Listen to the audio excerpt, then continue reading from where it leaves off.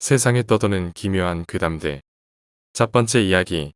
포천의 병원에서 외삼촌이 돌아가시고 나는 귀신과 함께했다.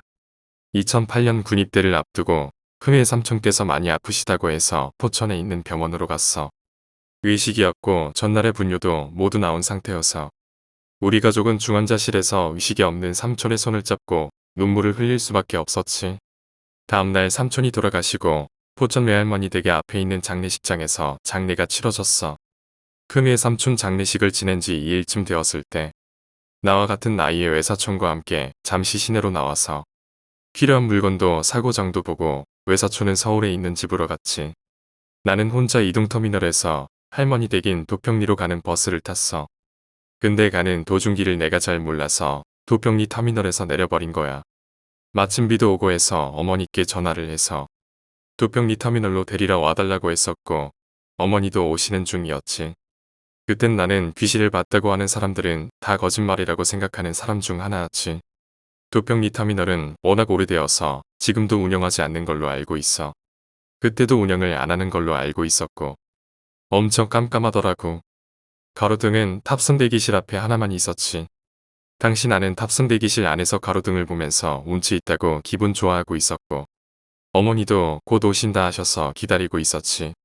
비도 살살 오는데 가로등 보는 게 되게 운치 있다고 생각하고 무섭단 생각도 못하고 있었어. 예전에 내 핸드폰이 릴리폰이라고 알아? 좀 오래된 핸드폰인데 전면에 조그맣게 셀카를 찍을 수 있도록 화면이 달려있는 핸드폰이야. 그걸로 머리나 만질 겸 가로등 쪽으로 무심코 정면 카메라 모드로 변경했지. 내가 그때 뭘 본 줄 알아? 내 왼쪽 어깨 뒤로 어떤 여자가 씩 웃고 있더라고. 순간 멍 때려서 쳐다보다가 핸드폰을 내리고 놀래서 뒤를 쳐다보는 게 엄청나게 싸한 느낌 있잖아. 온몸에 소름이 쥐뼛 돋는 거야. 이런 일도 처음이고 너무 무서워서 어머니에게 바로 전화를 걸어서 어서 오시라고 했지. 지옥 같은 5분이 지난 후 어머니께서 큰 외숙모와 같이 날 데리러 오셨어. 너무너무 무서워서 차에 타자마자 오들오들 떠니까 어머니와 큰 외숙모께서 무슨 일이 있냐고 물어보시더라고. 차근차근 내가 경험한 걸 설명해 드렸지. 내 얘기를 다 들어주신 큰 외숙모께서 예전 이야기를 하나 해주셨어. 큰 외숙모의 아버님, 즉 우리 외할아버지께서 살아계실 때 있었던 일이었는데 외할아버지께서 약주 한잔 하시고 집에 오시는 길에 웬 소복을 입은 젊은 처녀 둘이 외할아버지 옆으로 와서 팔짱을 끼더래. 외할아버지는 술김에 헛게 보이나 싶어서 멀뚱멀뚱 쳐다봤는데 갑자기 처녀들이 한다는 소리가 전쟁이 끝났으니까 가서 술 한잔 하자고 하더래. 외할아버지께선 술 많이 먹었으니 집에 가야 한다고 하셨고 처녀들이 안 보내주고 계속 조르더란 거야.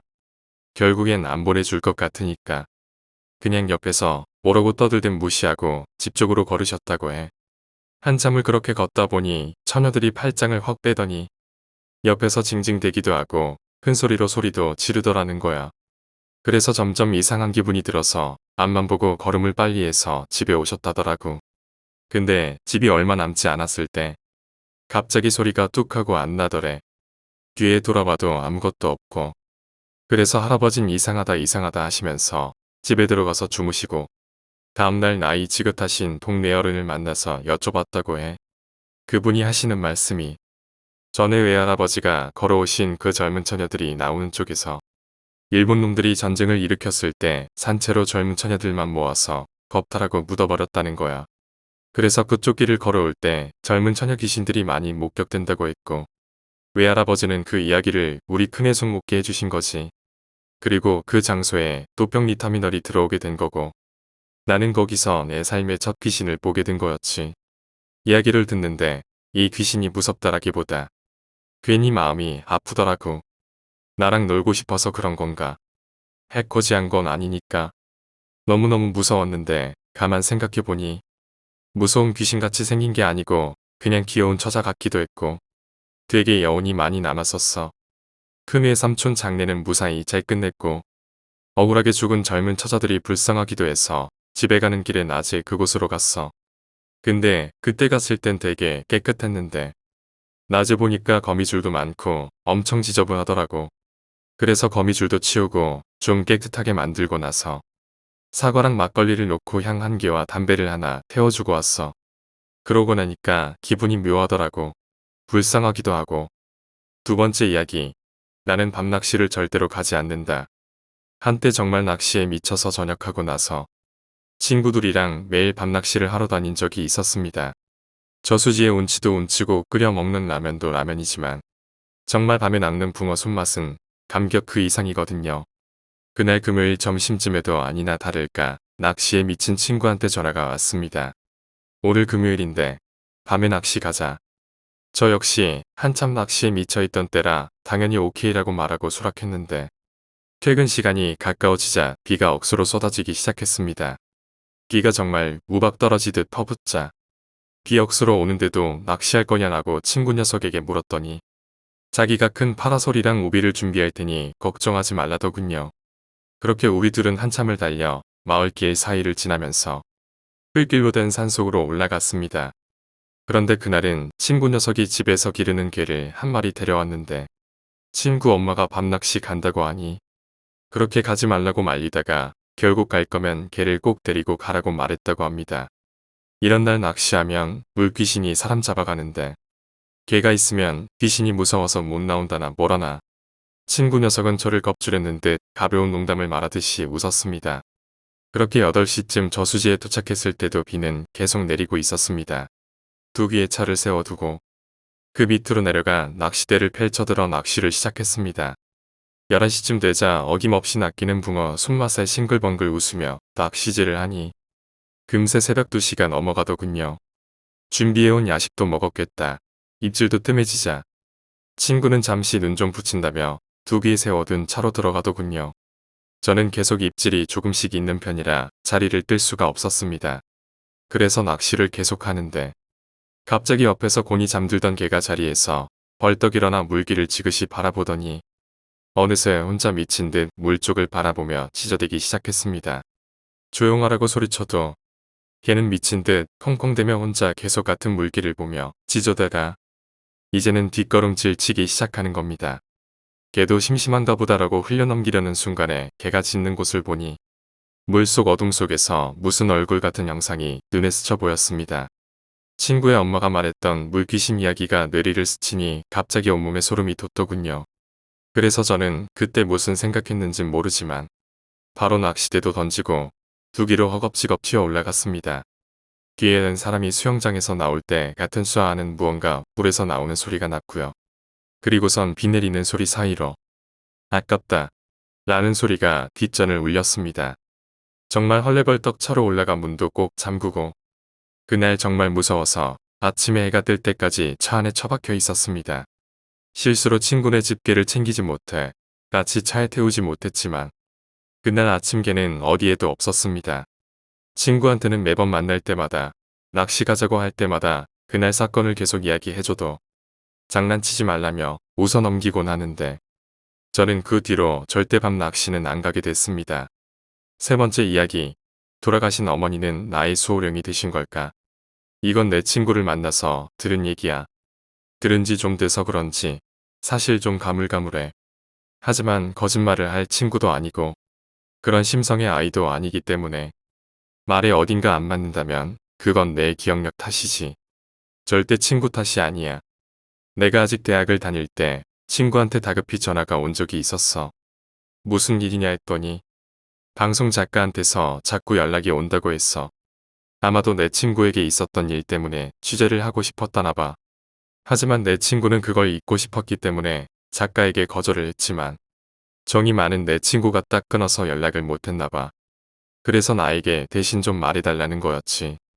그래서 나는 대신 전화로 지금 가족들이 힘들어하고 있으니 더 이상 취재 관련된 것으로 내 친구를 괴롭히지 말아달라고 했어. 무슨 일이 있었냐고? 내 친구는 오랫동안 사귄 남자친구가 있어. 근데 그 남친네 부모님은 예전에 이혼을 하셨어. 아버지의 음주나 폭행 이런 것들 때문이었지. 그래서 남친과 누나 그리고 어머니까지 세 가족이 살고 있다더군. 그런데 어느 날 아버지가 찾아오신 거야. 술에 취한 채로 말이야. 그리고는 나가라는 어머니와 원성을 높인 끝에 어머니를 살해하셨어. 남친은 그걸 막다가 다리에 부상을 입었고 아버지는 바로 경찰에 잡혔고 아직 교도소에 계셔. 남친이 입원한 후 옷가지들을 가질러 집에 갔을 때 정리되지 않은 집 풍경이 너무 무서웠다고 내 친구가 말했었어. 작가는 이 일 때문에 전화를 했었어. 사실 이 일이 있고 난 후에 한 번 기사가 뜬 적이 있는데 오보가 났더라고. 황혼의 가정 파괴? 이런 비슷한 제목이었나? 기사에선 마치 어머니가 월급을 요구하고 뭐 이런 금전적인 문제처럼 나와 있더라고. 사실은 그게 아니었지만 여튼 그 일이 있은 후의 일이야. 사건도 정리되었고 어머니도 잘 장례를 치렀지. 내 친구랑 남친은 같은 곳에서 일을 해. 일의 특성상 휴일에 쉴 수 없고 주말에도 못 쉬어. 그런데 둘 다 같은 날로 해서 묘하게 휴일을 맞추게 된 거야. 그래서 놀러 가기로 했다나 봐. 내 기억이 여름이었으니까 계곡에 있는 펜션에 가려고 했었어. 친구네 동네에서 렌트카에 들려서 남친이 차를 렌트하고 거기서 딱 빠져나오는 순간 사고가 난 거야. 신호 따위 완전 무시해버린 택시가 와서는 내 친구네를 옆으로 들이박은 거지. 누가 봐도 택시 운전수의 과실이었다나 봐. 친구랑 남친은 어디 다친 곳은 없었대. 그치만 차에서 내리는 순간 다리가 풀려서 주저앉았다고 하더라고. 많이 놀랐나 봐. 나중에 들은 얘기였는데 택시기사는 그때 손님까지 태우고 있었다 하더라고. 근데 택시기사가 사고를 낸 후에 바로 차에서 내려서는 이랬대. 죄송합니다. 제 탓입니다. 무조건 제 탓입니다. 라고 말이지. 그치만 좀 이상하잖아. 사고 나서 차에서 내리자마자 땅에 머리를 박고는 사과를 하더래. 아버지 뻘 드시는 분이 그러고 있으니 일으켜 세우고 기사님 하시는 말씀이 나도 빨간불이라 멈춰 있었다. 하지만 갑자기 내 의지와는 다르게 내가 앞으로 갑자기 엑셀을 밟았다. 이건 결단코 내 의지가 아니었다. 나는 정말로 이러고 싶지 않았지만 내 몸이 움직이지 않았다. 정말로 죄송하다. 뒤에 타고 있던 승객도 다행히 별로 다친 곳은 없었대. 승객도 증언했고 말이지. 갑자기 멈춰있던 차가 서서히 움직이더니 앞으로 가서는 그쪽 차를 박더라고 하더래. 보험 처리인지 뭔지 모르겠지만 그냥 그걸로 마무리 짓고 여행이 다 뭐야. 그냥 파토난 거지. 그래서 찜찜한 기분으로 다시 집으로 돌아왔대. 남친이 따로 나와서 살고 있는 원룸에서 맥주나 한 잔 마시기로 하고 친구가 맥주를 사왔는데 남친이 TV 앞에서 멍해 있더래. 왜 그러냐 하니 TV에서 마침 뉴스를 해주고 있었는데 친구네가 그날 가기로 했던 펜션 부근에 산사태가 있었나 봐. 비가 내려서 산이 무너진 거지. 그래서 그 근방이 다 잠겼다나. 둘 다 그 자리에서 얼음이 되었고 남친이 입을 딱 떼더래. 엄마 라고 했지. 사실 아직도 그때의 왜 어머니를 불렀는진 모르겠어. 하지만 남친은 아마도 어머니께서 우리를 지켜주셨다고 믿고 있는 것 같다더라고. 그곳에 가지 못하게 가벼운 접촉 사고를 내준 건 아니냐고. 우리를 막아준 거라고. 뭐 우연의 일치일 수도 있지만 하필 딱 그날 그렇게 되었다는 게 나는 신기했어. 얘기를 끝마친 친구의 표정은 우울했고 나도 그냥 어머니의 명복을 빌어주는 일밖에 할 수 없었지. 네 번째 이야기. 귀신을 보고 병원에 실려갔다. 대구 시내에서 옷을 사고 차로 돌아오는 길이었지. 자가용이 있었던 나는 공원에 주차시켜놨는데 난 내 차에 가서 경악을 금치 못했어. 어떤 아이가 내 차의 보닛 뒤에서 방방 뛰고 놀고 있는 거였지. 난 그 애한테 다가가 애한테 성질을 내고 차에서 내려오라 했는데 사람들이 나를 이상하게 쳐다보는 거였지. 막 사진을 찍고 손가락질에 욕을 하는 거야. 그 아이한테 어디 사는 누구냐고 물어보려는데 나는 그때 기절할 뻔했어. 왜냐면은 그 아이 눈이 흰자 없이 까맸기 때문이야. 난 그때 깜짝 놀랐다가 다시 안정을 되찾았지. 밤이라서 잘못 본 거라고 자기한테 주문을 외우고 다시 그 아이를 보았는데 아이가 그 자리에 없는 거야.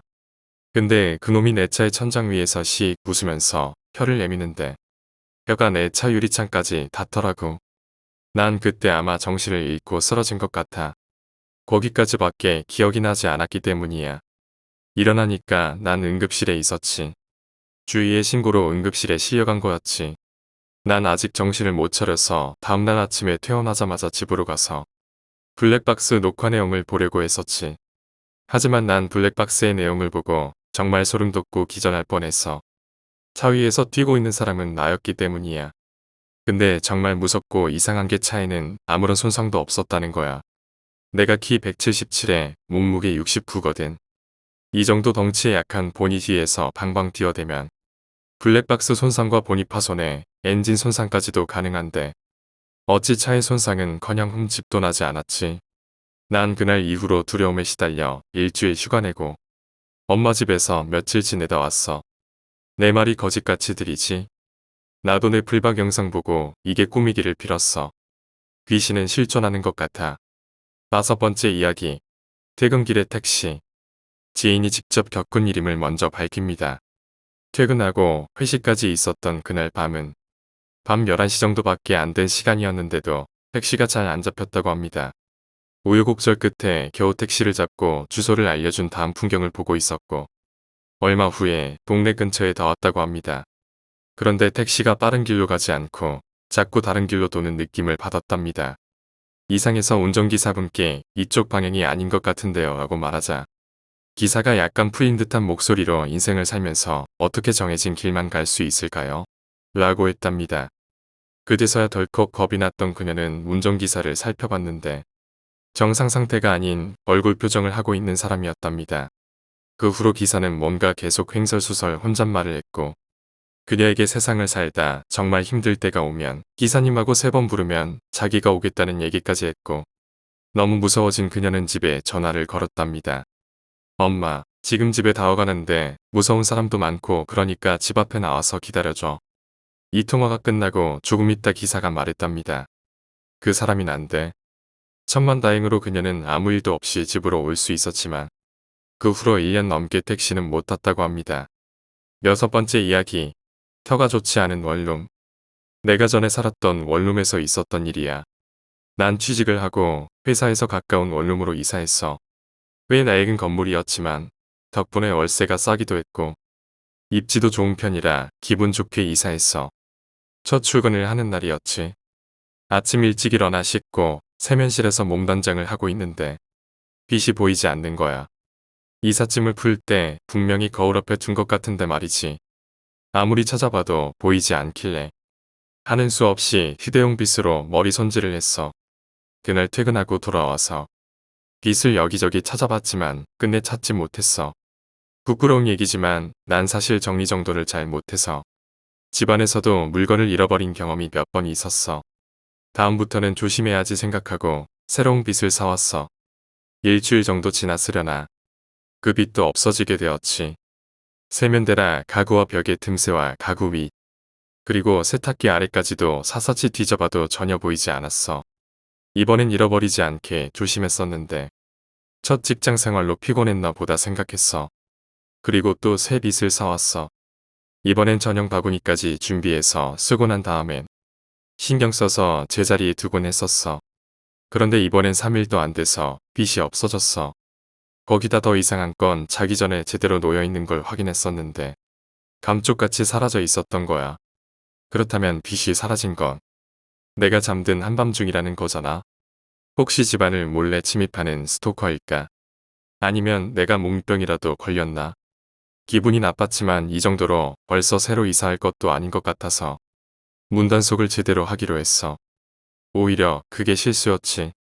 일도 바쁘고 해서 금세 신경 쓰지 않게 되었지만 말이야. 그때 빨리 이사를 갔어야 했어. 한동안 휴대용 빗만 쓰다가 어느 날 새 빗을 사왔어. 이번엔 빗에 2m 정도의 끈을 달아서 세면대 손잡이에 단단히 묶어놨어. 이제 내가 빗을 잃어버릴 일은 없겠지. 그런데 만약에 끈이 잘려있거나 하면 어떻게 하지? 그럼 그때는 경찰에 신고하자. 그렇게 생각하고 그날은 그냥 잤어. 이튿날 아침에 일어나서 세면실에 갔을 때 난 그 일에 뼈저리게 후회하게 되고 말았지. 빗은 원래 있던 바구니 안이 아니라 바닥에 떨어져 있었어. 그리고 그 빗에는 빽빽하게 셀 수 없을 만큼의 긴 머리카락이 엉겨 붙어 있었어. 1m는 되어 보이는 상당히 긴 머리카락이었지. 그리고 엄청나게 더러워 보이는 머리카락이 엉망진창으로 얽혀 있었는데 무언가 질척해 보이는 게 또 묻어 있는 거야. 자세히 보니 검붉은 덩어리였어. 이건 사람의 두피 같았어. 소름이 끼쳐서 서둘러 가방과 옷을 챙겨 들고 밖으로 뛰쳐나왔어. 이른 아침이었던지라 회사에 도착할 때까지 누구와도 마주치지 않았어. 그게 또 더 무섭더라고. 회사는 아직 열려 있지 않았지만 수희 아저씨에게 부탁해서 겨우 들어갈 수 있었어. 수희 아저씨를 만나고 나서야 간신히 안심이 됐는지 온몸에 힘이 빠져서 털썩 주저앉고 말았어. 수희 아저씨 눈엔 내가 이상해 보였겠지. 회사 화장실에서 몸 단장을 하고 있으니 하나둘씩 동료들도 출근하기 시작했고 하루 종일 바쁘게 업무에 치이다 보니 점점 냉정을 되찾을 수 있었어. 아침엔 갑작스런 공포감에 뛰쳐나왔지만 그건 대체 뭐였을까? 친구에게 상담해 보려 했지만 대체 뭐라고 설명해야 좋을지 몰랐어. 이런저런 생각을 해봤어. 혹시 내가 잠에 취해 있었던 건 아닐까? 혹시 내가 착각했었던 건 아닐까? 그래, 어쩌면 꿈이었는지도 몰라. 이렇게 결론을 내렸지만 아무리 그래도 혼자서 다시 집으로 돌아갈 용기가 나지 않았어. 결국엔 적당히 이유를 붙여서 친구네 집에서 하루 묵기로 했어. 하는 김에 짐을 챙겨야 한다고 함께 우리 집에 들려달라고 부탁하자 친구는 흔쾌히 따라와 줬어. 저녁이었지만 아직은 그렇게 어두워지긴 전이었지. 친구와 함께 집으로 들어갔어. 세면실 문 앞에 섰어. 뒤에 친구가 있는 것을 몇 번이나 확인하면서 조심스레 세면실 문을 살짝 열어봤어.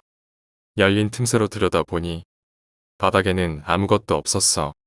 정말 다행이다. 역시 꿈이었구나 하고 생각하면서 문을 활짝 열었어. 하지만 나는 거기서 굳어졌어. 흔히들 몸이 얼어붙는다고 하는 게 바로 이런 걸까. 문을 연 채로 손가락 하나 까딱할 수도 없었고 목소리조차 나오질 않았어. 세면대 거울 안에 내가 서 있었어. 그런데 내 뒤에 있는 건 내 친구가 아니었어. 거기 있던 건 검은 털 뭉치, 뒤돌아서 있는 여자의 머리였다는 걸 알아차리는 데는 시간이 좀 걸렸어. 그 머리카락이 엄청나게 헝클어져 있었고 오물이라도 부려놓은 것처럼 더러웠거든. 산발을 한 머리카락 아래쪽에서 희끄무레한 것이 보이기 시작했어. 천천히 나를 향해서 창백한 양손을 뻗어오고 있던 거였어. 천천히 손을 뻗어 어느새 내 휴대용 빗을 집어들었어. 내 뒤에서 뒷모습을 보인 채로 머리를 빗고 있어. 그런데 엉망으로 헝클어져 있는 머리가 비껴지지 않고 빗이 엉겨 붙어버렸어. 그런데도 거침없이 쭉쭉 머리빗을 잡아 당기고 있어. 그러자 마치 가발이 벗겨지기라도 하는 것처럼 머리카락 덩어리가 툭 하고 떨어졌어. 지익하는 소름 끼치는 소리가 들렸어. 허연 살색과 빨간색이 뒤섞인 것 같은 여자의 뒤통수가 보였어. 머리카락과 함께 두피가 껍질째로 떨어진 건지 벗겨진 생살이 보이고 있었어. 그 뒤의 기억은 전혀 없어. 깨어나니 구급차 아니었어. 친구 말로는 내가 세면실 문을 열자마자 쓰러졌대. 그래서 바로 구급차를 부른 거고 병원으로 옮긴 거래. 그리고 세면실엔 끈으로 연결된 빗은 있었지만 머리카락은 붙어 있지 않았다는 거야. 그런데 분명히 내 가방에 넣어두었던 휴대용 빗은 없어져 있었어. 병원에서 검사한 결과로는 아무 이상이 없었지만 회사엔 몸이 아프다고 하고 휴가를 얻었어. 하루빨리 새 집을 찾아서 이사하기로 했어. 집에 있는 짐은 아빠가 옮겨주시기로 해서 나는 두 번 다시 그 집에 가지 않았어.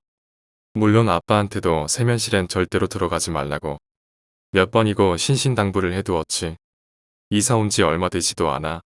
이렇게 갑작스레 이사를 하고 세면실 정리도 전혀 안 한 상태였는데 집주인은 아무 말도 하지 않았어. 혹시 집주인은 무언가를 알고 있었던 것은 아닐까? 의심은 들었지만 그냥 그러려니 했어. 새로 이사를 왔지만 난 아직도 집에 빗을 둘 수가 없어. 7번째 이야기, 군대의 괴담대. 첫 번째 이야기는 제가 아는 선배에게 들었던 이야기입니다. 경남 산청. 그러니까 지리산 내에 있는 한 고시원에서 있었던 이야기입니다. 경남 산청에서 대원사 쪽으로 계속 올라가다 보면 산 중턱에 오래된 고시원이 하나 있습니다. 오래전 이야기인데 하루는 선배가 한번 얼굴 보러 오려고 전화가 와서 직접 차를 몰고 고시원을 찾아간 적이 있었죠. 구경삼아 물어물어 찾아가다 그곳에 도착하니 저녁때가 다 되었더군요. 같이 저녁 먹고 잠시 앉아서 이런저런 이야기를 하다가 선배가 겪었던 일이라고 하면서 이야기를 시작하더군요. 고시원에는 방이 10개가량 있고 모두 개인 독실인데 하루는 공부를 하다가 저녁때가 되어서 공부하던 책들을 그대로 놓아둔 채 밥을 먹으러 갔다고 하네요. 그런데 갔다 온 사이 누군가 들어왔던 흔적이 있으면서 책상이 흐트러져 있고 창문이 열려 있더랍니다. 이상하다 싶었지만 그냥 옆방 사람이 잠시 들어왔겠지 싶어서 그냥 다시 정리하고 공부를 했답니다. 그런데 다음 날도 그 시간에 방에 들어가니 어제 마찬가지로 창문이 열려 있고 책상이 흐트러져 있더라네요. 아무래도 찝찝한 마음에 다음 날은 저녁을 조금 일찍 먹고 범인을 잡아야겠다는 마음에 급하게 방으로 향했답니다. 그런데 방문 앞에서 잠시 발소리를 죽이고 심호흡을 한 뒤 문을 와락하고 열었는데 누군가 후다닥 하는 소리와 함께 창문을 넘어 도망가는 것이 보였답니다. 급하게 창문가로 가서 밖을 보니 어떤 군인 하나가 몸을 굽히고 문화끈을 고쳐매고는 이쪽으로 한번 흘겨본 뒤 산속으로 급하게 도망을 가더랍니다. 멀어서 얼굴은 잘못 봤지만 왠지 섬뜩한 느낌이 들더라네요.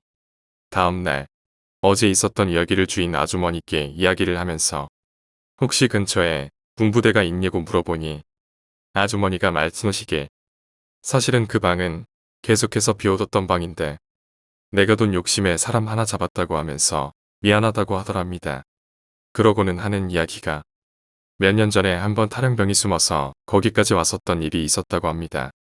영문도 모른 채 그냥 숨겨달라고 하길래 그 방에 숨겨주고 며칠을 보살펴 주었다고 하네요.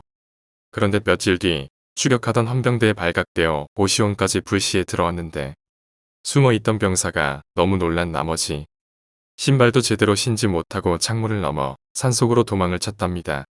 그런데 가는 도중에 군화끈이 풀려서 걸려 넘어지는 바람에 따라오던 군인의 총을 맞고 그 자리에서 즉사했다고 합니다. 그래서 그 뒤로는 방을 비워두고 몇 년을 보낸 거죠. 이제는 세월이 흘러서 그때의 일이 잊혀지고 괜히 방을 비워둘 필요가 없을 것 같아서 방을 내어줬는데 그런 일이 있을 줄은 꿈에도 몰랐다고 하면서 미안하다고 하더랍니다. 그 이야기를 듣고 내려오는 길에 얼마나 소름이 끼치던지 가로등도 없는 컴컴한 산길을 혼자서 차를 몰고 내려오는 그때 오만 가지 생각이 다 들면서 내려오는 내내 사이드밀러 한번 안 보고 내려왔습니다. 백밀러를 보면 왠지 뒷좌석에 군인이 한 명 앉아있을 것 같고 누군가 막 뒤쫓아 올 것 같아서 거의 내려오는 동안 제 정신이 아니었던 기억이 나네요. 군화끈만 풀리지 않았더라면 그것이 원한이 되어 그런 행동을 반복하는 것이었는지 지금 생각하면 선배가 지어낸 이야기 같기도 하고 아무튼 그때는 정말 무서웠습니다. 두 번째 이야기입니다. 이 이야기는 실제 제가 군대에서 겪었던 이야기인데요. 군에 갔다 오신 분들은 다 아시겠지만 보통 어느 부대를 가더라도 그 부대에 관련된 귀신 이야기 하나쯤은 가지고 있지 않습니까? 제가 있던 부대도 마찬가지로 옛날부터 내려오던 전설이 하나 있었죠. 야간에 탄약고 근무를 서다 보면 초소 앞에 오래된 큰 나무가 하나 있었습니다. 그 나무에 관한 이야기인데 하루는 사수과 부사수 둘이서 근무를 나갔는데 그곳에서 사수가 부사수를 갈구고 잠시 소변 보러 간 사이에 부사수가 자기 허리띠로 그 나무에 목을 메고 자살을 했다나 어쩌다나 그래서 그 뒤로 그 가지를 잘라내고 그 상병은 영창을 보냈다고 합니다. 그 뒤로 그 나무에는 가을만 되면 정체 모를 열매가 열렸는데 근무를 서다 보면 간혹 목덜미에 그 열매가 툭 떨어지는 경우가 있었습니다. 이상한 건 나무하고 제법 떨어진 곳에서 근무를 섰는데 어떻게 날아왔는지 그런데 목 뒤로 툭 떨어지는 느낌에 닦아보면 꼭 피 같은 것이 묻어나오곤 했었죠. 그때까지만 해도 신병들이 전입해오면 모첨들이 야간 근무 나가서 심심할 때 겁을 주려고 하는 이야기로만 생각했습니다. 그런데 하루는 확 깨는 사건이 하나 있었습니다. 제가 상병 때 후임 하나를 데리고 야간에 탄약고 근무를 서게 되었는데 그날따라 안개도 자욱하고 분위기도 으스스하고 해서 후임병 좀 놀려줘야 되겠다는 생각에 나무에 대해서 내려오는 전설을 이야기하기 시작했습니다. 혹시 너 이 나무에 대한 이야기 들어봤냐? 그렇게 이야기를 막 시작하려고 하는데 갑자기 뒤에서 웬 굵은 남자 목소리가 들려오는 겁니다. 하지마. 순간 일찍 사관이 불시순찰을 하러 왔나 싶어서 하던 이야기를 중지하고 동태를 살폈죠. 소리 들었냐? 하고 후임한테 물어보니 자기도 들었다는 겁니다. 그래서 주위를 순찰을 하고 잠시 근무에만 열중하고 있었죠. 한참이 지나도 인기척도 없고 해서 그냥 바람 소리려니 하고 다시 이야기를 시작했습니다. 그런데 또 다시 들려오는 소리. 하지 말라니까. 순간 부사수와 저는 그 자리에서 얼어붙는 줄 알았습니다. 분명 뒤 산 쪽에서 들려오는 소린데 너무 겁이 나서 상황실로 전화를 했죠. 혹시 일직사관 순찰 나갔냐? 그랬더니 일직사관은 지금 상황실에서 자고 있다는 겁니다. 그럼 그 목소리의 정체는 뭔지, 우리는 어떻게 근무를 선지도 모르게 다음 교대자가 올 때까지 두려움에 떨어야 했었습니다. 지금 생각해도 그따의 목소리가 섬뜩하게 느껴질 때가 있습니다. 세 번째 이야기입니다. 우리 부대는 근무가 많았습니다. 탄약고 근무에 불침번 근무, 위반 근무까지 많은 근무에 우리는 많은 스트레스를 받고 있었죠. 하루는 낮에 작업을 하고 있었죠. 부대 내에 교회가 하나 있었는데 그 앞에는 보기에도 오래된 고목나무가 하나 버티고 있었죠. 그날은 주임 상사가 와서 저보고 몇 놈 데리고 길을 낼 거니까 가서 그 나무를 자르라는 겁니다. 비는 오지. 작업 도구는 열악하지. 엄청 짜증을 내면서 세 명이서 톱 하나씩 들고 나무를 자르러 갔었죠. 보기에도 무시무시한 나무가 꼭 되면은 안 좋은 일이 있을 것만 같은 느낌에 짱박아둔 소주 한 병 가지고 와서 주위에 뿌리고 작업을 시작했습니다. 그런데 그 굵은 나무가 잘 베어지겠습니까? 반나절을 세 명이서 그 나무를 가지고 씨름을 하고 있었죠. 오후 4시쯤 됐나. 교회로 가던 군종병이 지나가면서 우리에게 하는 말이, 오늘 부대 내 모든 작업 중지된 건 몰라요? 없는 작업도 만들어서 시키는 것이 군대인데 작업을 중지하라니 처음엔 믿기지 않더군요. 왜요? 무슨 일 있어요? 라고 물었습니다. 아직 모르는가 보네요. 오늘 작전 장교가 군 지프차를 타고 사단에 갔다 오다가 중간에 사고가 나서 그 자리에서 운전병하고 즉사했다던데 차도 완전 파손되고 순간 머리가 띵하면서 아무 느낌이 없더군요. 도저히 믿기지도 않고 그도 그럴 것이 그 작전 장교가 우리를 많이 피곤하게 하는 장교였었거든요. 아무래도 그 나무를 잘랐던 것이 화근이었나 별 생각이 다 들더군요. 한참을 있으니 주임 상사가 와서 작업을 그만두라는 겁니다. 그리고 아직 몇몇 장교들만 알고 있으니 아직 다른 사람들에게는 이야기하지 말라고 하더군요. 입이 근지러웠지만 좀 참았죠. 그런데 그날 밤에 제가 위병조장을 서게 되었는데 새벽 2시쯤 됐었나. 낮에 비도 맞고 작업도 하고 피곤했었던지 위병소 안에서 깜박 잠이 들었었던가 봅니다. 밖에서 입조를 서고 있던 놈 하나가 큰 소리로 8호차 작전 장교님 들어가셨습니다. 하는 게 아니겠습니까? 순간 가슴이 철렁하더군요. 그래서 밖으로 나가서 지금 누구라고 했냐? 라고 말하니 작전 장교님 선탑으로 8호차 지나갔다고 말입니다. 라고 하는 겁니다. 이 새끼가 너 졸았지? 줄다가 차 넣친 것 아냐? 하니 같이 서던 부사수도 같이 봤다는 겁니다. 그럴 리가 없다고 갈구고 낮에 있었던 일을 이야기해줬죠. 애들이 얼굴이 사색이 되더군요. 그리곤 다시 위병소로 들어와 수송부에 연락을 했죠. 차량 출입 일지에 적어야 되니까 방금 들어온 차량 확인 좀 해주세요. 그랬더니 그쪽에서 하는 말이 낮에 나갔던 차량은 8호차를 제외하고 다 들어왔고 지금은 들어온 차가 없다는 겁니다. 순간 등골이 오싹해지면서 다시 밖으로 나가니 아직까지 자기들이 본 것이 믿기지 않는 듯 아니면 홀린 듯 그런 얼굴로 서 있더군요. 어떻게 된 것인지 상황 설명을 해보라고 하니 보통 차들이 들어올 때는 라이트를 켜고 멀리서 오는 것이 보이는데 그 차가 갑자기 눈앞에 나타나더라는 겁니다. 그래도 그냥 안개도 끼고 라이트도 안 켜고 왔나 싶어 그냥 작전 장교인 것만 확인하고 차를 안으로 들여보냈다는 겁니다. 그리고 들어갈 때 뒤에 차량 번호를 보니 분명 8호차였고 그런데 이상한 것은 그날따라 작전 장교가 꼭 죽은 사람처럼 전투모를 쓴 채 고개를 푹 숙이고 있더라는 겁니다.